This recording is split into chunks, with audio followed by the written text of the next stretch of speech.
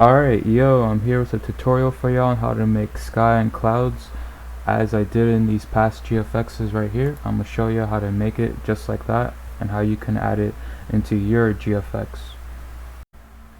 Alright, so let's get started. So the first thing we're going to do is we're going to make the sky for this scene right here. But to make the sky and the clouds for the scene, we need to make sure that we're in cycles. So to make sure that we're in cycles, we're going to go to the right side over here, and you need to click on render properties right here. You need to go to render engine, and you need to go to cycles right here. So you need to click on this and make sure it's in cycles, not Eevee or workbench. Alright, so after that we're going to create a second tab. To create a second tab, you need to go to the top corner in between these two tabs right here to where it forms like these four lines that form a cross. So then, after that, you're going to pull down, just like that. Alright, we're going to use the second tab to help us multitask and visualize what we're doing. So, for this top tab, we're going to open up Shader Editor. So to open up Shader Editor, you want to come up here to the top left, right here, to the left of Object Mode.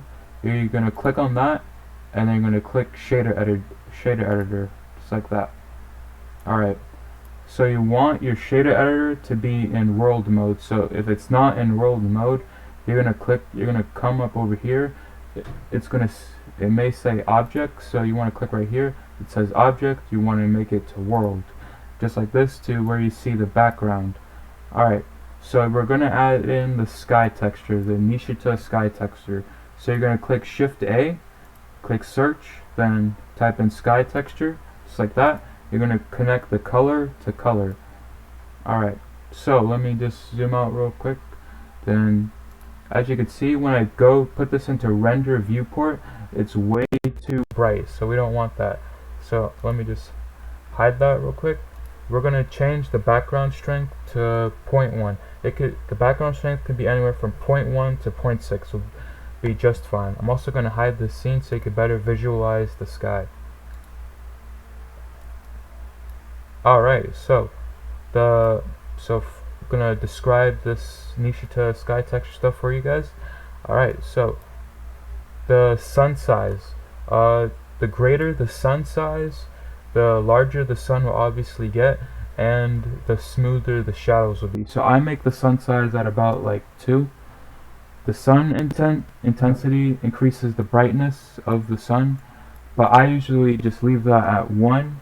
1 will do just fine. Sun elevation, so as you can see at the bottom left of my bottom tab, you see the sun. So if I increase the sun elevation, the sun will move up across the sky. But I want this as like a sunrise type scene, so I'll move that to like 8.6 for sunrise. Alright, and the sun rotation, as you can see on my bottom tab, the sun rotation, it will actually like rotate the sun around the scene. So I'm gonna move that about to like 364. 364 will do just fine, just like that. Alright, we don't need to worry about the altitude. Air, dust, and ozone are way more important though. So the air, it adds orange to the scene, just like that. Dust adds gray to the scene. I don't usually use any dust unless I'm doing like a sad or like a very stormy GFX, so I'm gonna leave that at 0. And ozone adds blue to the sky. So I'm gonna just like make this blue like this. This should, yeah, I'm kind of digging this right here, but I want it to be brighter, so I'm gonna make the strength about 0.5. Add some more blue, just like that. Alright, I'm gonna lower the air just a little bit as well.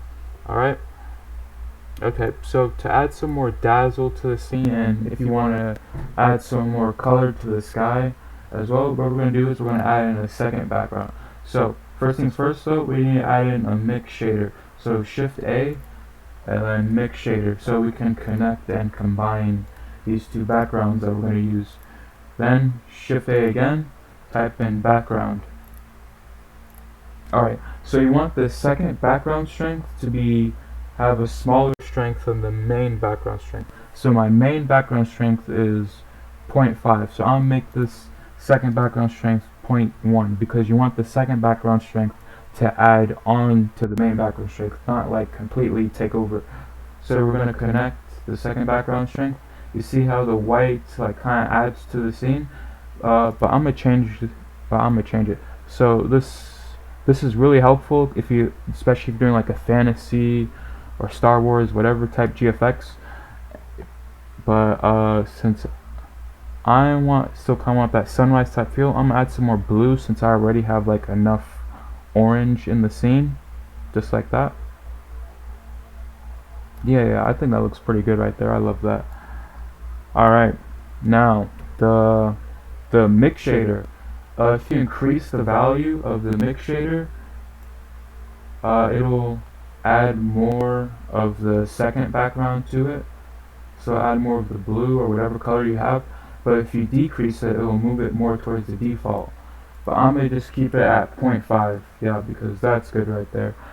Alright, so we got the sky set up. Next we're going to do the clouds, which will really add to the sky and make your scene look better in general.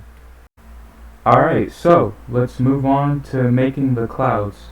So first things first, in the top tab of the shader editor, we're going to change it from world to object because we won't need to be using the world nodes anymore. We're just going to be focusing on the object.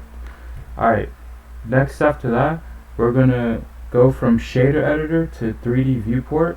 So you see to the left of object, we're going to click on this, and then under general, you see 3D viewport.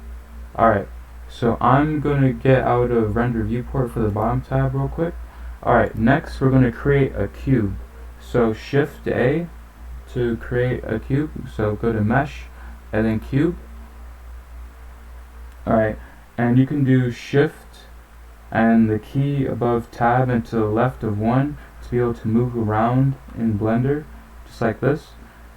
Alright, and then you want to scale the cube into a shape like this, kind of like a rectangle, like a very big rectangle, just like that. Alright, then you want to place this in your sky. Alright, so you want to set up your cube just like this. So you want the cube to be slanted in your sky, just like this. And so as you could see in the bottom view, it's slanted and it's covering the whole sky or the portion of the sky you want to have with the clouds. So it'll give the illusion of the clouds covering the whole sky and going across the sky. So yeah, that's very good right there.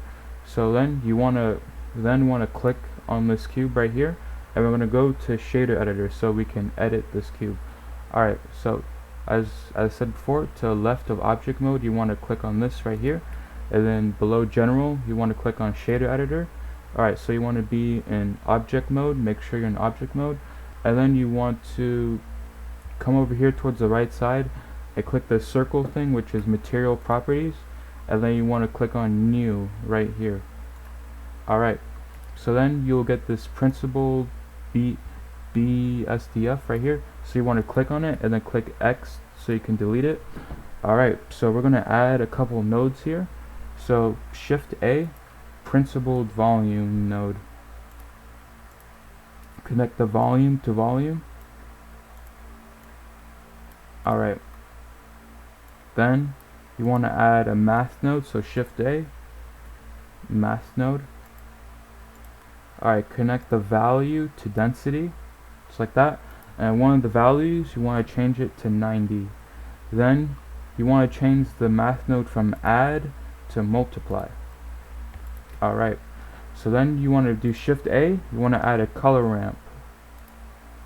Connect the color to the value that isn't 90, just like that.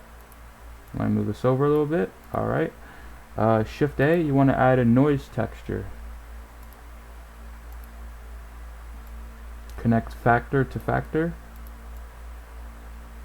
And then you want After that, you want to add a mapping node. So Shift A, mapping node, just like that. Connect vector to vector. Then you want to do Shift A and add a texture coordinate. Just like that. You want to do generated to vector. Alright.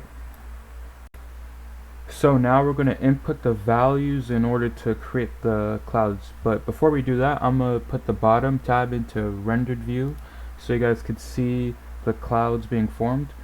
Alright.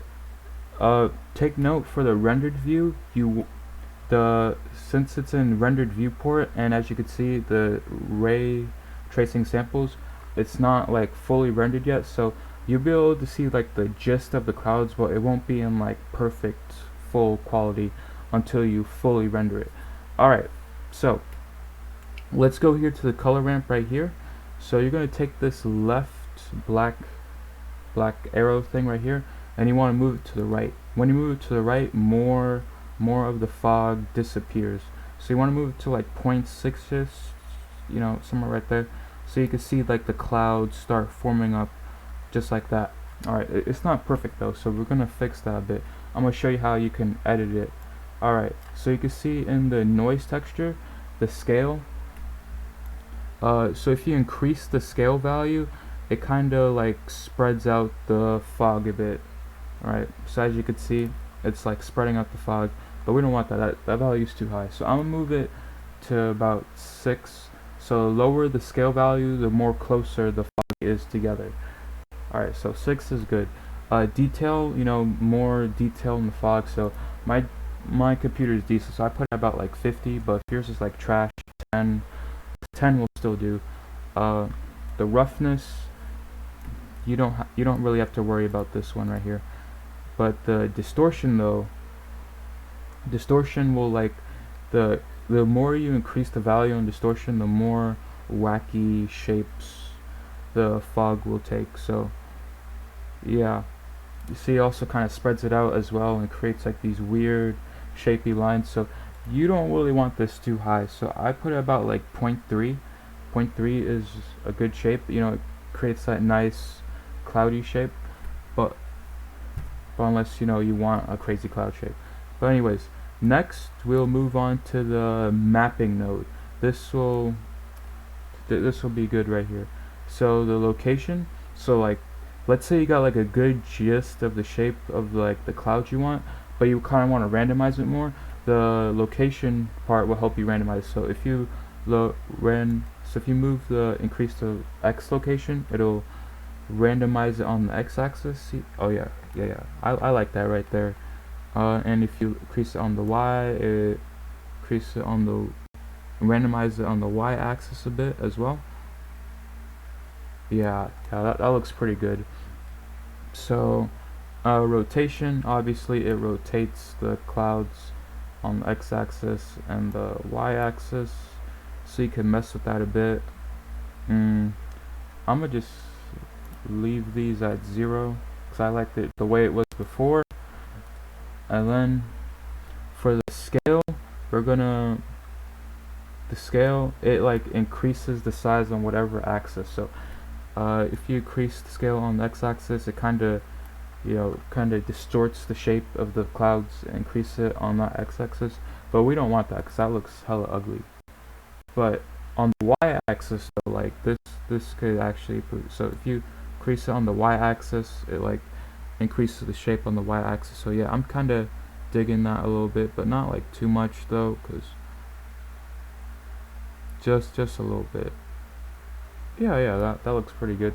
And then same thing on the Z-axis, it'll distort the shape on the Z-axis, but I don't like that. That looks kind of, yeah, the clouds looking a bit thin there, but yeah, as you can see, I'm gonna randomize it a little bit more as well.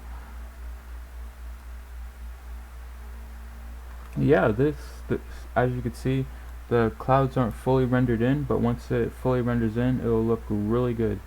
Yeah. Alright, so now I'm gonna render this in for a few hours and show y'all the results. Alright, so here is the final rendered product. It looks really good, especially the clouds and the sky. They look really amazing. So in Blender I added blur to focus on this dude right here, and that really helped blended in the clouds and the sky in the background, especially with the trees over here, to make it look like it's kind of far away. And the lighting from the sky really also helped the scene, especially with the shadows and stuff like that. So really all looks amazing. This whole scene looks amazing right here in my opinion. So yeah, if you guys have any questions or suggestions, please put in the comments below. Please subscribe and share so other people can find out how to make a sky and clouds just like this. So yeah, thank you for watching, guys.